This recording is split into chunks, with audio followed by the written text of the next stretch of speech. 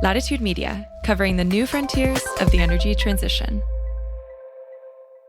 Back in 2007, Sam White was traveling through India with two of his colleagues, looking for a rural electrification challenge.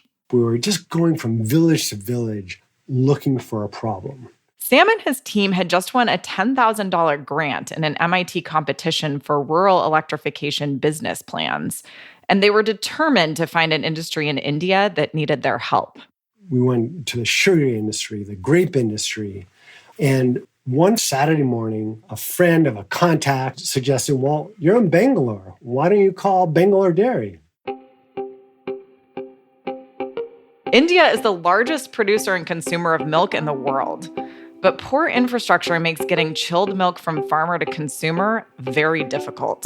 There are 230,000 milk-producing villages in India. And in each of these villages, there are about 25 to 30 farmers. And twice a day, they milk the cows, put the milk in this rickshaw, and race it 20 kilometers away to a large chilling center. And industry standard says that if you don't chill that milk within 4 hours of milking the cows, the bacteria kills that milk. And India is averaging 6 hours. Before India, Sam's team had built a solar-powered organic ranking cycle engine out of old car parts to help with rural electrification projects. They'd already installed one in South Africa. So when Sam phoned the managing director of Bangalore Dairy that day in India, he knew he had something the company might want. And he said, I want you to come here within 2 hours to show me your solar solution.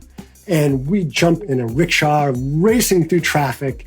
And when we get there, he had 14 of his engineers waiting for us to explain why it's so difficult for Bangalore Dairy to collect quality milk from 10,000 of their villages twice a day when they only get 7 hours of electricity in a 24-hour period. Sam and his team had found their problem. But they quickly realized that their organic ranking cycle engine wasn't the solution for chilling milk at the village level. That's when Sam and his colleague Serene Grama created Promethean Power and started exploring alternatives.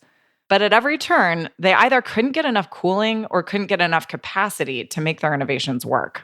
But then we got our big break. I cold called the managing director of India's largest private dairy called Hatsun.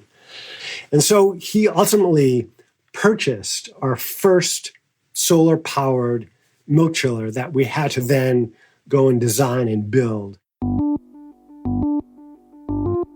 I'm Laura Pierpoint, and this is The Green Blueprint, a show about the architects of the clean energy economy.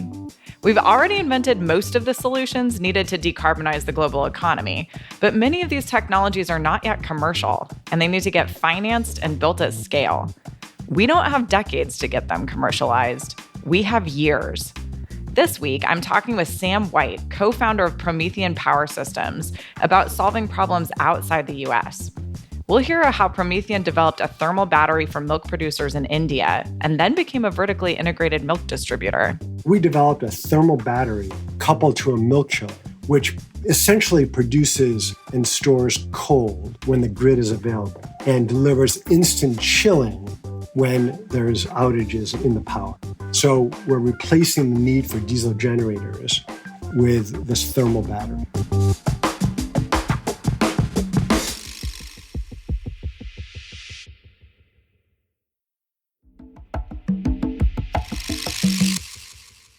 Back in 2009, Promethean had just shipped its first 1,000-liter solar-powered cooling tank to Hatsun, India's largest private dairy.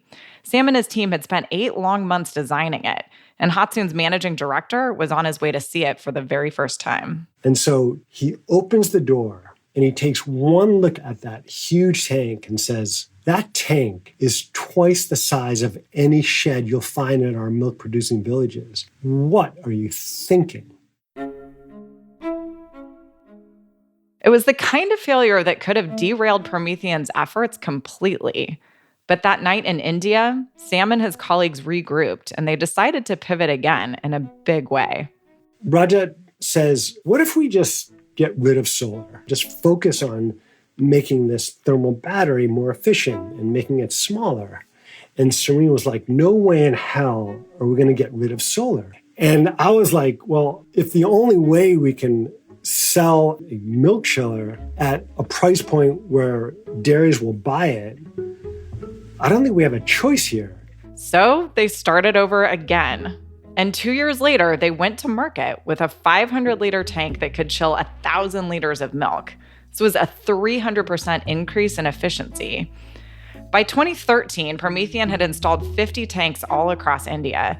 And that same managing director at Hatsun Dairy, the one who once asked Sam what he was thinking building such an enormous tank for such small villages, he bought all 50 of them. It's a great story, but Sam says a lot of it came down to luck and perseverance. We got lucky that we found Mr. Changamogan of Hatsun to support us. And Hatsun happened to be, and still happens to be, the bellwether private dairy that everyone else follows.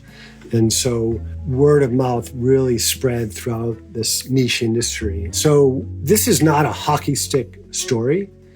This was always just a slow-moving growth because of the nature of installing this equipment in such rural communities where you don't have easy access to tools.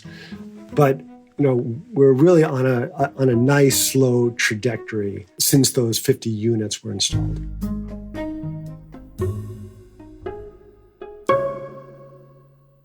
I talked with Sam about the evolution of Promethean's thermal battery design, the upsides of slow but steady growth in climate tech, and how Promethean dealt with technology copycats in India. But first, I asked him how he got interested in India's dairy industry in the first place. I started volunteering with this nonprofit out of MIT called the Solar Turbine Group that was producing electricity out of these parabolic mirrors and running an organic Rankine cycle engine made out of car parts. And so we thought, if it's made out of car parts, it would be relatively easy for people to maintain this system if we think about rural electrification. So we got a grant from the World Bank. We installed a unit in Lesotho within South Africa. And then we applied for rural electrification business plan competition at MIT, and we won second place. And that business plan was based on rural electrification in the largest country that we could think of was India. Well, so let's start talking a little bit about the technology solution here, because you've already described a solar-related technology that's different than the one that you're currently working on today. So what did you learn early on that made you ultimately pivot from this solar Rankine cycle? Yeah, so when we discovered this problem of chilling milk at the village level, we knew that this engine made out of car parts wasn't going to do it. So Serene and I created a for-profit called Promethean Power, and we started to focus on thermoelectrics. We thought we could use solar-powered running thermoelectric chips to chill milk, and we found some innovative ways, but we just weren't getting enough cooling. Then we pivoted to making ice and using a solar panel to run a pump to pump that ice water up this stainless steel dome that would instantly chill that milk. But again, we weren't getting enough capacity, and the logistics were just crazy. We spent a year in Goa working with Goa Dairy to try to make this solution work. But ultimately, we got rid of solar, and we spent the next year figuring out how to improve this thermal battery and reduce the size and get more out of that battery. And in real time, we're working with professors and students from Olin College to try to find the perfect nucleating agent to make this ice. And a year later, we go from a 1,000-liter tank chilling 500 liters to a 500-liter tank chilling 1,000 liters of milk, 300% increase in efficiency. And that's what we went to market with. That's so cool. This particular decision point, I feel like happens often in the climate tech sector. This question around, do you really go for what the market is demanding? And the answer, I think, is almost always yes. One question for you with that, because I think there's always the pain of, our identity as a solar company, for example, but there's also the very real point that you all had credibility as folks within the solar space. And this was actually kind of a new technology and a different technology from the one that's kind of core to your background. So how did you think about that? Were you immediately in the mode of like, I need to hire someone who's a cooling expert? What were some of the things that you did in order to start establishing your credibility and presence in what was fundamentally kind of an adjacent technology space? Yeah, so none of us came into this with any experience with cooling. And I think that was an experience because we were naive enough to ask questions that weren't traditional in the cooling space. And I think that lack of knowledge enabled us to really think outside the box to come up with this innovative cooling solution. But at the same time, we did have some credibility in the solar space. And I think that's what opened the doors to us to ask the questions to experts to see what was possible and what wasn't. Well, it's a really interesting point, the sort of unconstrained thinking that comes from not necessarily having that be your core area of expertise, in addition to the fact that that probably means you're listening more often, especially to your customers, right? So can you describe in more detail how the technology works today? How did you ultimately make this happen, this highly efficient chilling system? So the way we increased the efficiency, it wasn't one brilliant idea. It was just continuously improving the system, the form factor, both on the outside and inside, and how we're using the chiller unit to bring the temperature of this liquid to below freezing, and what we were going to freeze, what we weren't going to freeze. But the nucleating agent really seemed to make a big difference in the way we produce that ice in such an inefficient way. So essentially you have electricity in that's providing cooling when the grid's available. And that electricity is also effectively generating ice so that when the grid's not available, you still have a cooling solution. Is that effectively how it works? Yeah, so the electricity is running a chilling unit, and that chilling unit is freezing the ice inside this tank. And then we use a liquid that's frozen to bring that thermal energy into our milk chiller so that the stainless steel gets really cold. So as the milk goes in it instantly goes from 35 degrees C down to 4 degrees C. Very cool. And so explain now what's different about all of this. So these chillers then exist at the village level, is that right? So that before they get shipped into kind of these central distribution centers, they're chilled, whereas they weren't before? Exactly. So we installed the 50 units, but we wanted to make further improvements and have more of a cost competitive advantage. So we tried putting plastic around this milk chiller and stainless steel inside. And it was something quite novel and it reduced the cost. But 3 months later, that plastic started to warp, flies started to get into the milk. And it was a big learning lesson in trying to do things too differently and not listening to what the customers wanted. I did the first installation, and in parallel, Serene did the second installation of these first 50 units. And in Serene's case, when they installed the chiller unit in the shed, the system just wasn't turning on. They flipped the switch and the compressor started vibrating. And that night they were trying to fix the compressor, the chiller unit. The next day they come in, more farmers are gathering around. They flip the switch again, the vibrator isn't just shaking violently. And now we're under some pressure because Mr. Chandramohan is going to be coming to visit. And the third day, same thing, but more farmers are gathering around.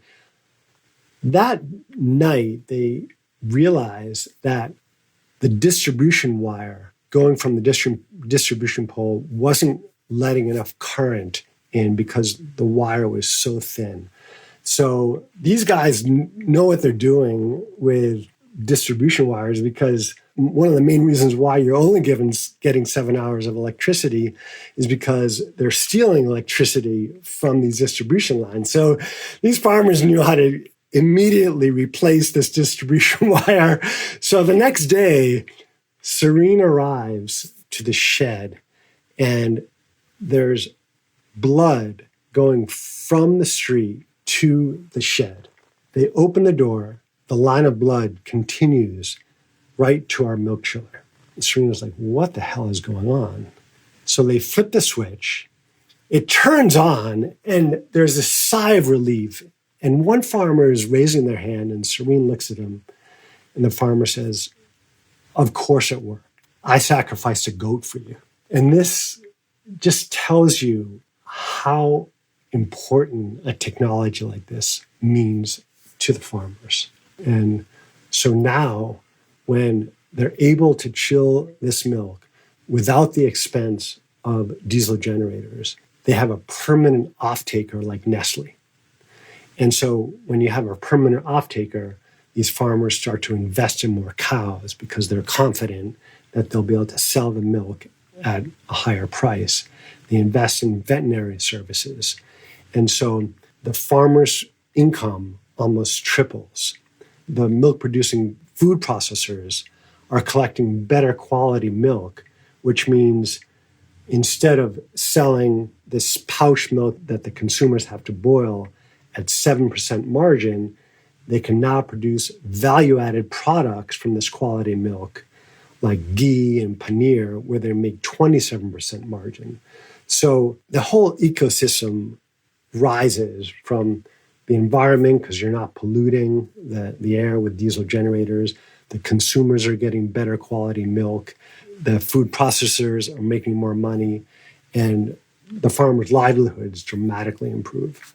This is such an incredible story in so many dimensions. You really can't make up a moment like a farmer sacrificing a goat in favor of the technology that you are approving. I also think the point that you're making here around the fact that this isn't just a singular solution, that the way that you're thinking about this and the impact this technology ultimately has, it's a virtuous cycle that goes beyond just the benefits of having chilled milk and being able to more healthfully feed a population.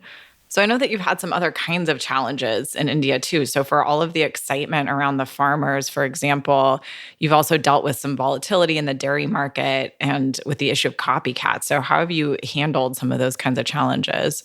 Yeah, it's interesting with the copycats. At the beginning, when we just had the idea of a technology, we were so nervous about copycats and even with a patent, in India, the culture is there's nothing wrong with stealing someone's technology. It's just the way it is. So after years of working there, we just accepted the fact that eventually this would be copied and just started to focus on, well, they may be able to copy parts of our technology, but if we continue to lead on reducing the costs, we didn't think people could catch up to that extent if we kept on focusing on reducing costs and improving efficiency. And the business model that we went out with of selling equipment became a big challenge because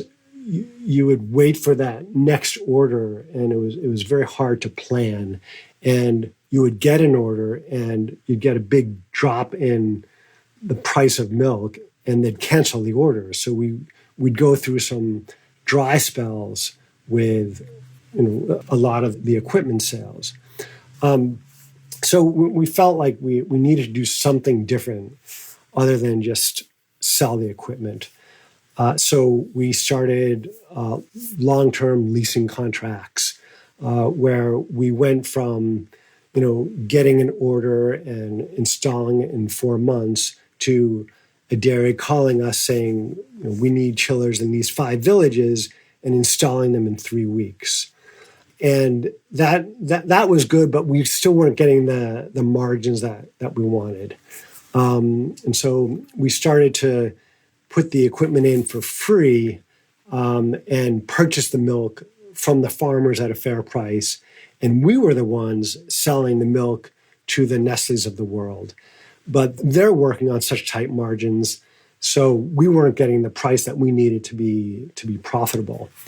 And ultimately, we just went full cycle and started the complete chain of putting the equipment in at no cost, working with women-owned cooperatives, buying that milk at a fair price, and bringing that milk to our own manufacturing facility where we produce things like high-quality milk, ghee, and cheese. And we're working in kind of tier 3 to 6 towns, which are really more impoverished towns that Nestle would never enter into because it's too small, but it's the fastest growing market. And we're small enough and nimble enough to be able to really be successful in that market because we're slowly earning the trust of the farmers and now the trust of the consumers. Fascinating evolution. I mean, you have tried a lot of different business models here. And I think, again, you're outlining one of the struggles that faces many climate tech companies. Do I sell cooling as a service? Do I lease my equipment? Do I sell my equipment? And you went through a winding path to come to a place where effectively you're a vertically integrated milk distributor. Is that right? Yeah, absolutely. And, we're surrounded by all these entrepreneurs at Greentown Labs who they start off with a service model from the beginning. And we're like racking our brains and asking every advisor, how do we go from selling equipment to a service? And they're like, I have no idea. And so it was just like this it was really the desperation of, you needed to innovate because we were in such a financially difficult situation. So how did Sam's team make that transition from selling equipment to selling a service? More on that after the break.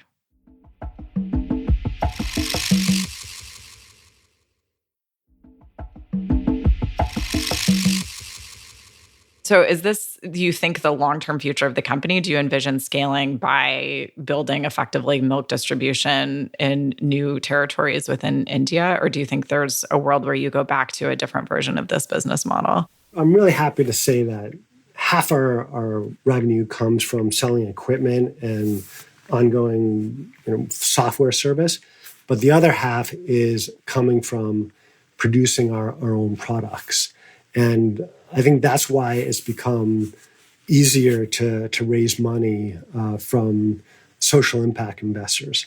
So yeah, let's get into your investors a little bit because this is another really big piece of the puzzle. And you've said a number of things throughout the course of our conversation so far that I feel like investors might balk at, to put it mildly. So the first one was that you noted that this isn't hockey stick style growth. And I just want to say for the record, I wish every climate tech investor would accept that and be ready to dive in anyway, because I think it's the reality for almost all climate tech.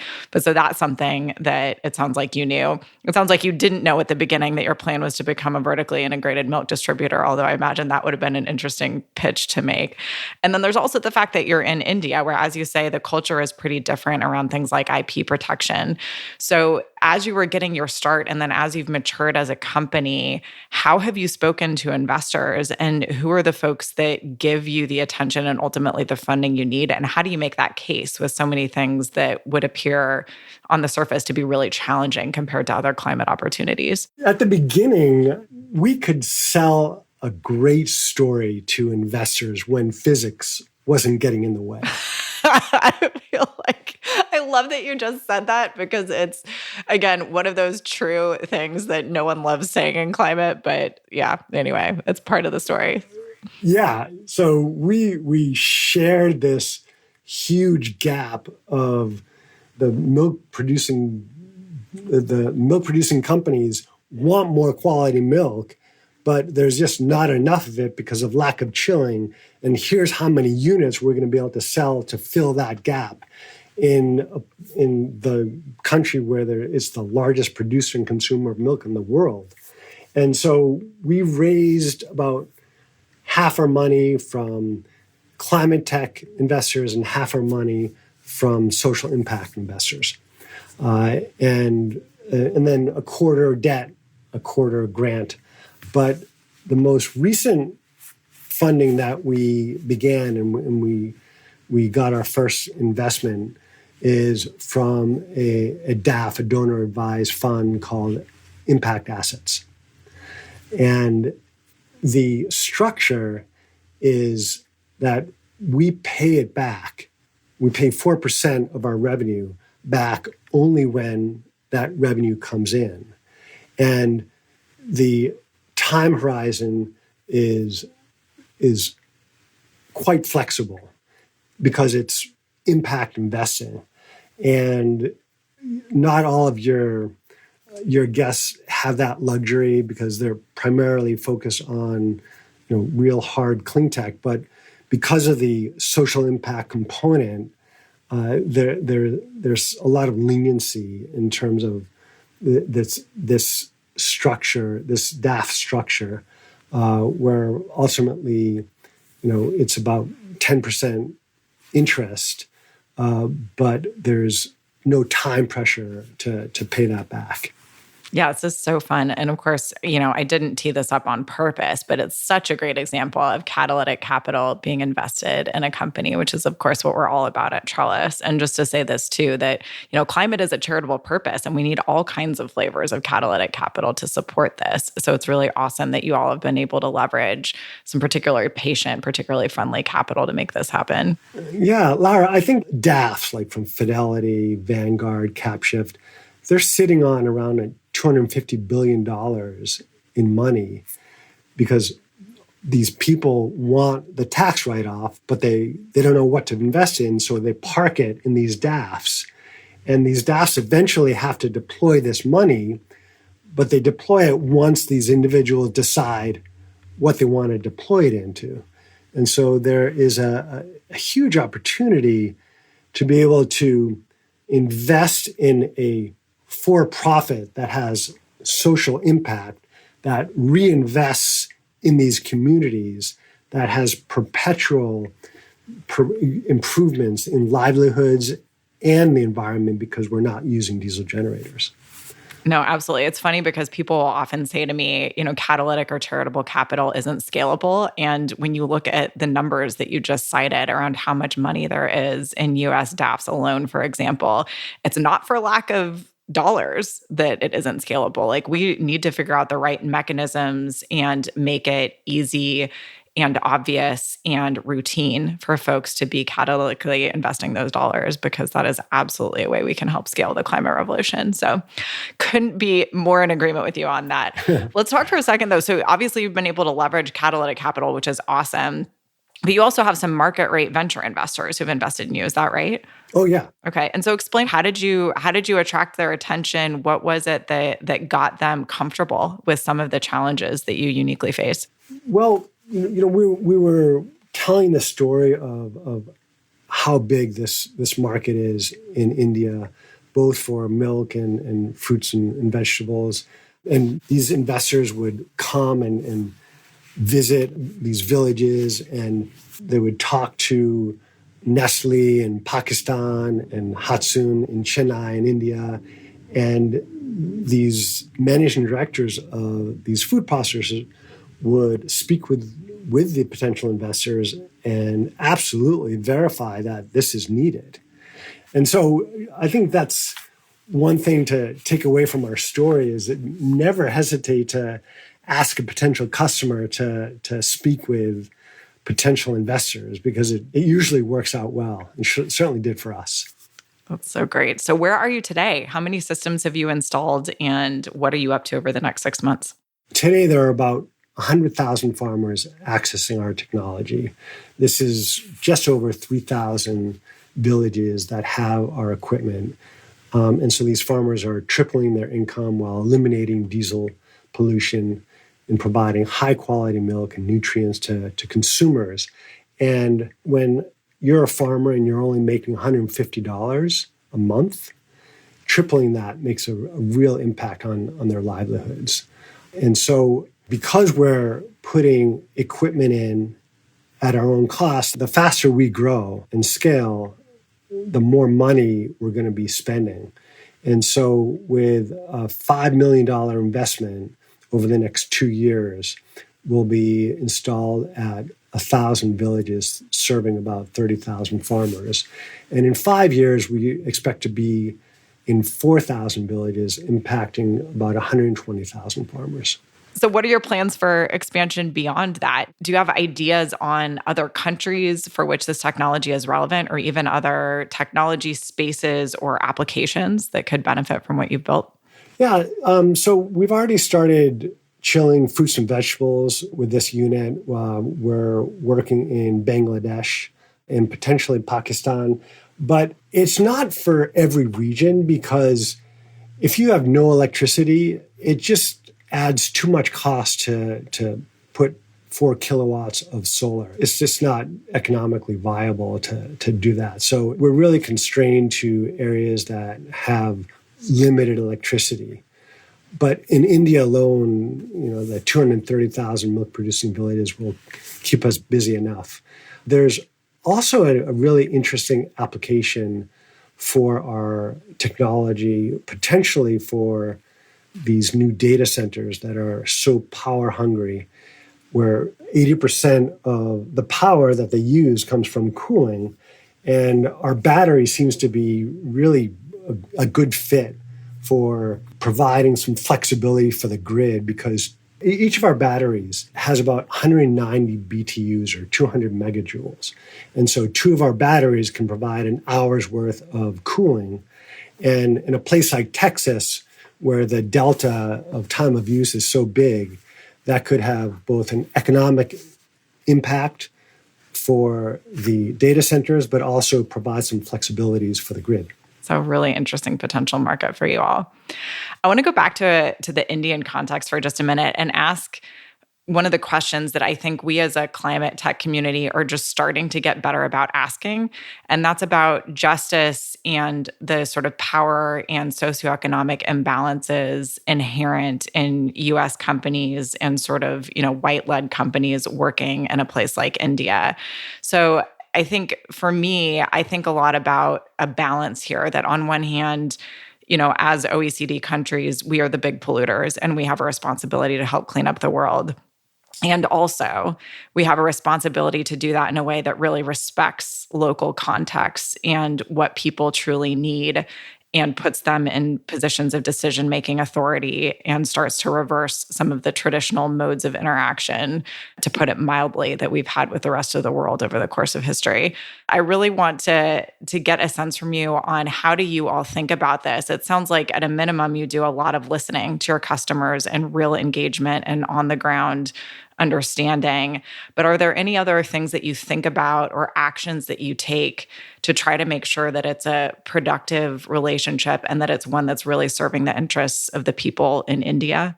Going in as a white American, you do get received in a different way. But, we didn't just stay in the cities. We were really living in these villages and working in these villages hand in hand with these farmers, hand in hand with these women-owned NGOs that have now taken over our operations when it comes to producing our own products. It's really sad that we're in this situation where these farmers are so desperate to make subsistence income. But we did not go in there with all of the answers. We went in there really listening to the processors, but even more the farmers and what they needed in a technology like this. And they didn't take everything that we said at face value. And there were a lot of challenging conversations where we had to come up with the right solution that met all the parties' needs, the food processors, the farmers, the infrastructure, us as a company, to make sure that we had some return on our investment for our investors. And I think the point that you made, that you don't have all the answers at the beginning, is a really key one. And at the end of the day, this is actually truly an important and heavy question that doesn't have a perfectly right answer, because we don't have a roadmap for how to atone for all of the past wrongs of how our country's interacted with others, again, over the course of a long period of time. But the fact that you all are focused on a problem that is really meaningful for these folks in a way that really uplifts entire communities is laudable and very cool. Is there any specific learning that you can share that would help other climate companies on their scaling journey, or anything specific you can think of that you would have done differently, knowing what you know now? This story could have turned out very differently. My business partner and I started this company to be a solar company, and that didn't work out. And on the way to that sort of painful realization that we weren't going to be who we thought we were going to be, we ended up following a trail of innovations and discoveries that ultimately led to a technology that would resolve a big problem, a problem we didn't even know existed before we got started. I can tell you one thing for certain. If we hadn't spent the grueling hours applying these experiments in real-world conditions in rural India, we would never have gotten the technology out of the lab and into the village. And so to answer more specifically, what are some of the learnings that came out of this? A lot of it was luck. We got lucky finding the problem from the managing director of Bangalore Dairy. We got lucky in finding this bellwether company and this bellwether person, Mr. Chandramogan, investing in us and making sure that we were successful. But it was looking for luck. It was actively reaching out to the market and finding that luck. Well, and I love that you're invoking luck really specifically, because I think we're under so much pressure, as founders, to tell these beautiful linear stories on how we carefully orchestrated every moment in our path to this grand vision of success. And the same is true when we're telling stories about our personal lives. And one of the things that I've started doing every time I get asked to, tell a group of young people, this is how you got where you go in life, is to talk about all the moments where here was some dumb, crazy luck that walked in the door. And yes, I took advantage of it, but it's not like I made every choice to be where I am today. Some of this was really out of my hands. Tell us about how you're interacting with the climate system. So clearly this is a better option for cooling compared to diesel, but how are you thinking about your greenhouse gas reduction impact? And are you able to leverage anything like carbon dioxide reduction credits? Yeah, so the lack of diesel generators reduces the direct pollution in those pristine environments in these villages. But that's not where we're getting the CO2 credits, because the source of power is still coal from the grid. Where we are getting the CO2 credits is reduced methane from the cows, because the feed that we provide them and the production dramatically reduces the methane that's coming out of the cows. So in 2024, we applied for 600,000 tons of CO2 credits, and we expect that to just grow from there. I love how so much of what's happening in climate comes back to cows. It's like, if we can solve the cow problem, it's a big chunk of what we need to do. Okay, if I wired $100 million into your bank account tomorrow at Promethean Power, what would you do? I love this Oprah Winfrey question. I'm still waiting, by the way, for an investor to come and say, yes, Laura, that one. Exactly. I'm ready to do this on your behalf. So with $100 million, we would invest in installing 28,000 installations in 28,000 villages, impacting almost 1 million farmers, 840,000 farmers. And that just continues to feed itself as these farmers invest in more cows and veterinary services. And it takes them from subsistence farming to making a real living, which impacts the whole community in that area. Very cool. Well, Sam, thank you so much for joining the show. This has been an incredible conversation, and I really appreciate how candid you've been and how you told all the real stories on what it's like to scale up, because the truth is it's like this for all of us. So thanks for joining us. Yeah, thanks for having me. I'm such a big fan because I always learn something from your conversations. Sam White is the co-founder and director of Promethean Power Systems. The Green Blueprint is produced by Latitude Media in partnership with Trellis Climate. The show is hosted by me, Laura Pierpoint. This episode was produced by Ann Bailey and Stephen Lacey. Ann Bailey is our senior editor. Sean Marquand is our technical director. Stephen Lacey is our executive editor. If you'd like to suggest topics or guests for the show, send an email to thegreenblueprint@latitudemedia.com. You can listen to The Green Blueprint at latitudemedia.com or subscribe wherever you get your podcasts. And if you have fellow clean energy or climate tech travelers who would benefit from the insights in this show, send them a link. This is The Green Blueprint, a show about the architects of the clean energy economy.